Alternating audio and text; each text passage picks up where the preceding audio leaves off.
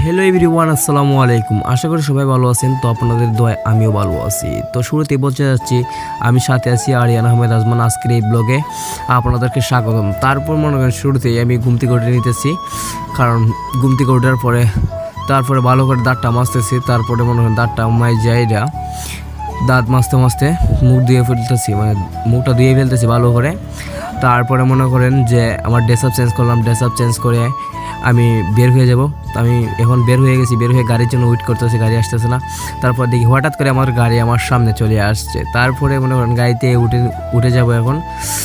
তারপরে আমি আমার সামনে আমার গাড়ি চলে আসে, তারপরে গাড়িতে উঠে নিলাম। তো আমার বন্ধু বান্ধব অনেকেই দেখি রয়েছে, মানে এর মধ্যে দেখি অনেকেই রয়েছে দুষ্টুমি মিষ্টুমি করতেছেন। তারপরে আমরা গাড়ির ভিতর থেকে তারপরে মানে হঠাৎ করে আমরা নেমে গেলাম। নেমে গাড়ি গ্যাস নিল। তারপর আমরা এখানে রেস্টে শুনলাম। রোয়ার পরে হঠাৎ করে দেখি আবার সকাল হয়ে গেছে।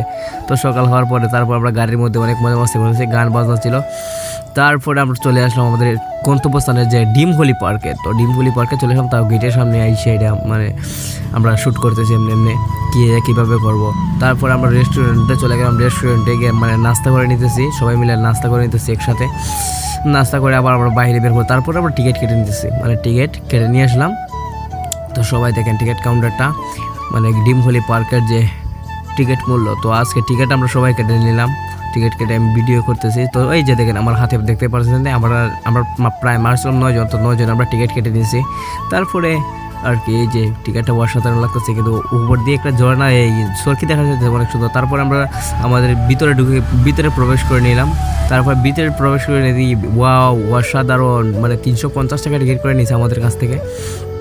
তো আপনাদের কাছ থেকে কত টাকা টিকিট হিসেবে একটু কমেন্টে বলবেন। তারপর দিকে অনেক ভাইয়ারা মানে সেলফি উঠাইতেছে, ভিডিও করতেছে, অনেক সুন্দর। কিন্তু 350 টাকা দিয়ে মানে ডিমখলি পার্কে যারা ঢুকছেন, তো অসাধারণ কিন্তু জায়গাটা, অনেক সুন্দর জায়গা। তারপরে আমি আমার এক কাকুর কাছে গেলাম। আরে কাকু, কথা বলে নাকি?